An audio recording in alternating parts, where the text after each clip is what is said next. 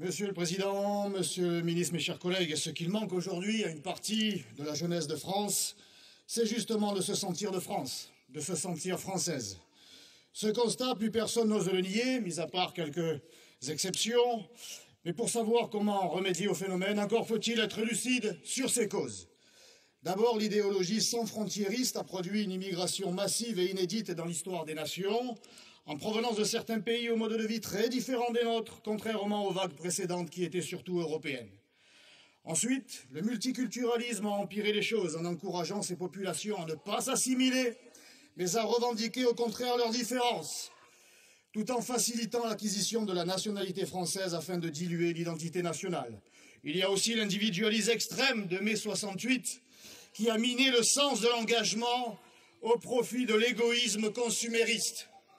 Enfin, il y a cette haine de soi qui tenaille tant de nos dirigeants et autres éditorialistes qui ne cessent de dénigrer la France et son passé. On a ainsi attisé leurs sentiments anti-français, puis par lâcheté, on a laissé la haine de la France s'exprimer partout sur notre sol.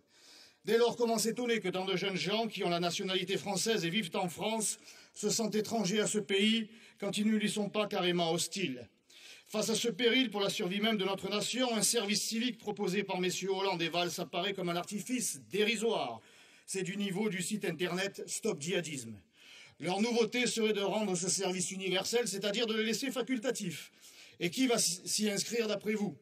Ceux qui n'ont pas de problème avec la France, donc certainement pas ceux qui sont en rupture avec elle, ceux-là même pourtant que nous devrions aller chercher. Il faut partir de la réalité de ce qui fonctionne. Et dans les quartiers nord de Marseille, il y a un homme, un sergent-chef, un ancien sergent-chef de la Légion, monsieur Salim Bouali, qui est allé vivre près de 10 ans dans les quartiers les plus pauvres d'Europe, à la cité Félix Piat. Il y a fondé une association au nom magnifique, En Action pour les Nations. Aujourd'hui, son constat est sans appel, je le cite. Ces jeunes sont en rejet de tout, ne s'accrochent à aucun système, mais sont attirés par un état d'esprit à forte symbolique comme l'armée. On veut leur redonner une identité, des repères et des valeurs, leur faire comprendre que la France les nourrit et blanchit, mais qu'ils y ont des droits et des devoirs. Ils auront une tenue et un statut, une fierté. C'est exactement ce que nous proposons, un service national obligatoire avec une discipline militaire. Au vivre ensemble fourre-tout et sans identité, nous proposons la transmission d'un savoir-vivre à la française qui ne peut plus être une simple option, car aujourd'hui c'est une urgence absolue. Nous proposons donc que tous les jeunes Français de 18 ans effectuent un service de moins de 3 mois dans ce qu'on pourrait appeler la garde nationale. Le premier mois sera une formation théorique et pratique, puis les 2 mois suivants, ils seront affectés à des unités de sécurité intérieure ou encore de sécurité civile. Ils porteront un uniforme et seront nourris, logés et blanchis aux frais de l'État. Un certificat d'exécution au service de la nation sera délivré à l'issue et il sera nécessaire pour obtenir ensuite les aides sociales dont notre pays regorge, ou encore pour s'inscrire au concours de la fonction publique. Le coût du dispositif pourrait être pris en charge notamment par le budget de la formation professionnelle dont on sait qu'il donne lieu à de véritables gabegies.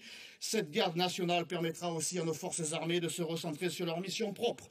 En conclusion, merci Monsieur le Président de me laisser encore une poignée de secondes. En conclusion, plutôt donc que d'un énième gadget citoyen, le service national obligatoire est la voie à suivre si vous voulez vraiment vous attaquer au problème et atteindre l'objectif assigné par Simone Veil, la philosophe, pas l'autre, dans ces termes simples et beaux: donner aux Français quelque chose à aimer, donner aux Français quelque chose à aimer et leur donner d'abord à aimer la France. La parole est à Monsieur Hervé pour 12 minutes.